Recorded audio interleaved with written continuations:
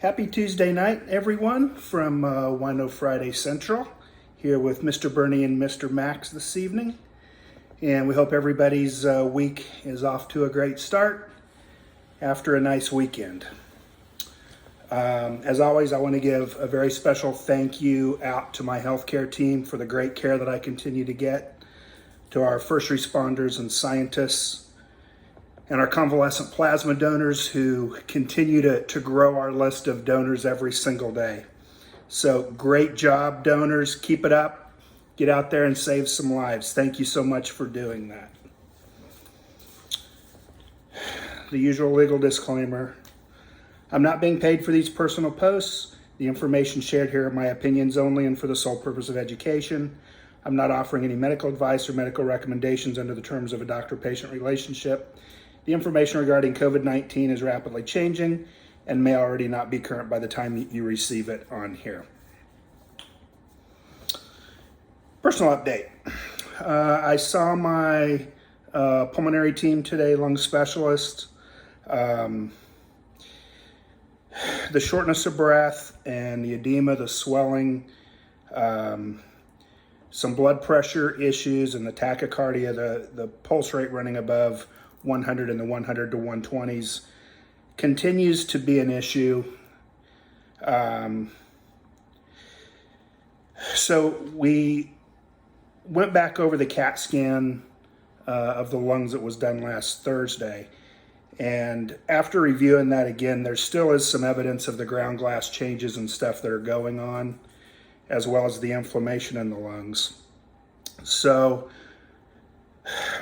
after talking about it, my team, for the cardiac issues, we increased the metoprolol tartrate to 75 milligrams twice a day to hopefully help with the blood pressure and also keep the rate under better control.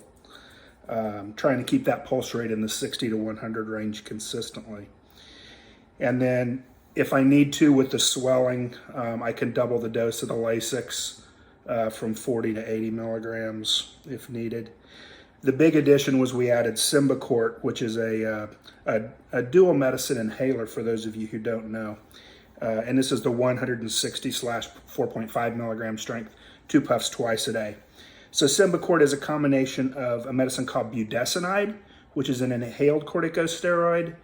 So the thought is if I inhale some of the steroid instead of just taking steroid tablets, that maybe some of that powder can coat the lining of the airways and reduce some of the inflammation that's going on.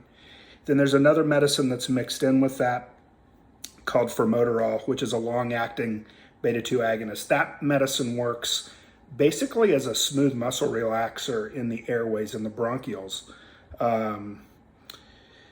Sometimes that can kind of go into spasm and cause some of that shortness of breath or even some wheezing. So that's a long-acting beta-2 agonist. So 2 medicines put into one inhaler, and we're going to give this a try and see if it will make a difference on the symptoms, particularly with the shortness of breath.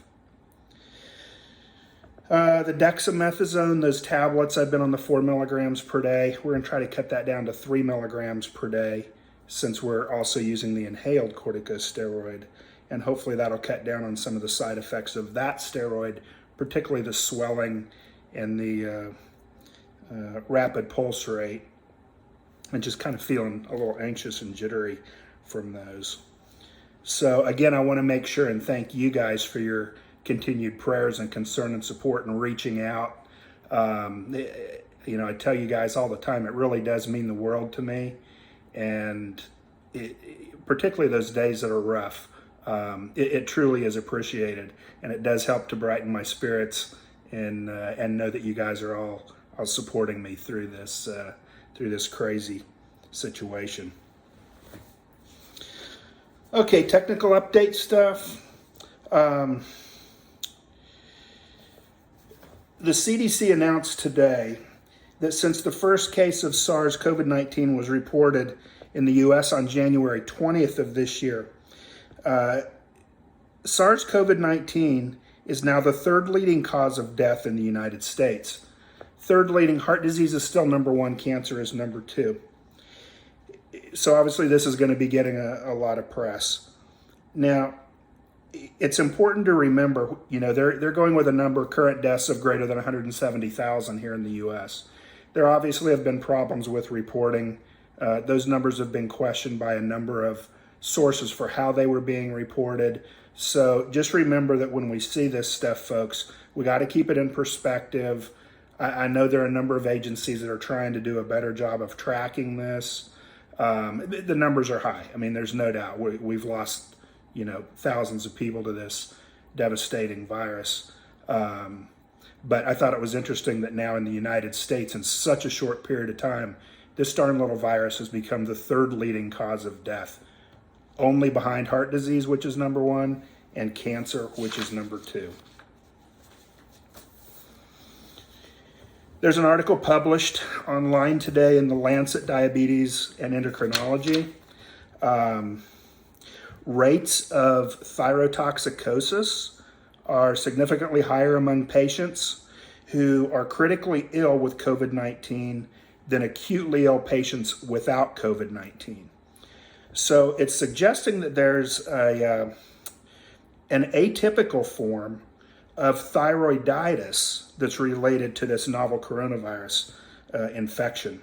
So for those of you that are working out there in the hospitals, if these patients are exhibiting some of the symptoms of thyrotoxicosis, you get the tachycardia, the hypertension, all that stuff going on, make sure that you're running a thyroid panel on these folks and check for that. Subsequently, they also pointed out in this article, patients that, and there's been some concern about this published earlier, but patients that have underlying thyroid disease, they are not at increased risk of developing SARS-CoV-19. So underlying thyroid condition does not predispose them or put them at an increased risk of developing that. So you may have some patients ask about that. The answer is no, they are not at increased risk. Okay, going back to the importance of lifestyle modification and just getting people to be more healthy in general. There was an article published August 12th of 2020 in the Annals of Internal Medicine. In a large California healthcare plan, among patients with COVID-19, men aged 60 years and younger, had a much higher risk of dying within 3 weeks of a diagnosis of COVID-19 if they had severe obesity. Okay? So these are younger folks, men, less than age 60, and severe obesity is defined as greater than 100 pounds over their ideal body weight, a body mass index, which is a ratio of your height to your weight, of greater than 40, or a body mass index of greater than 35 with associated risk factors such as hypertension, hyperlipidemia, or diabetes. And this risk factor of severe obesity was independent of the other risk factors in terms of that death rate.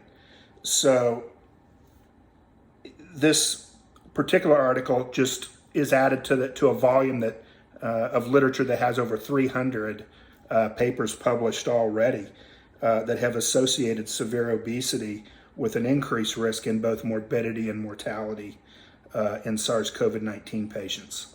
So again, folks, for those of us who are medical professionals, nobody likes being harped on about their weight.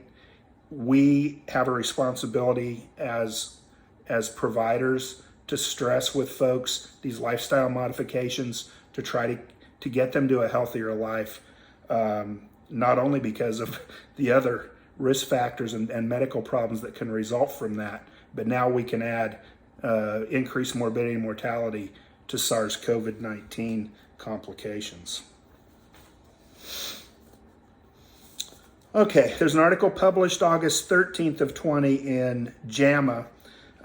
It was a fairly small study, only 143 patients.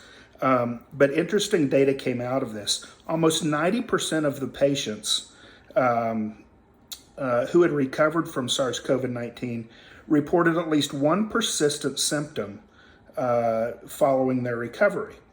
So researchers analyzed patients an average of 60 days after the onset of their COVID-19 symptoms.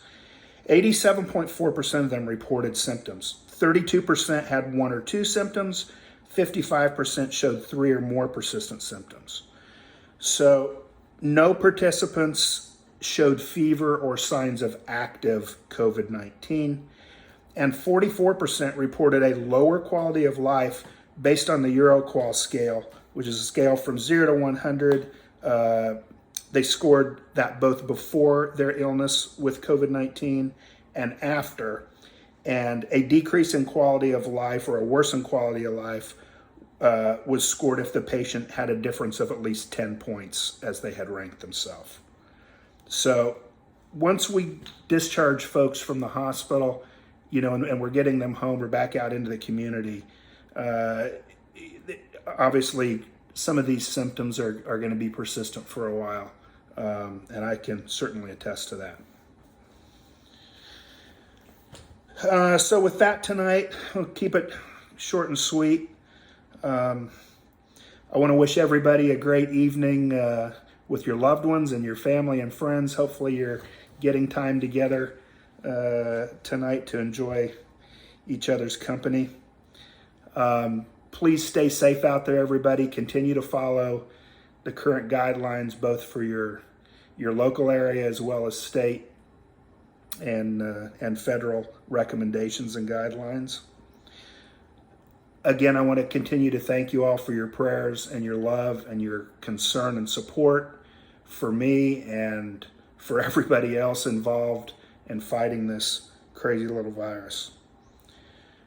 So make sure, be kind to yourselves, be kind to one another. We got to continue to work to make this world a better place for all of us. God bless you guys all, and we'll look forward to chatting again soon. Have a great night, everybody. Thanks for taking time out of your day to spend a little time with me. Take care. Bye-bye.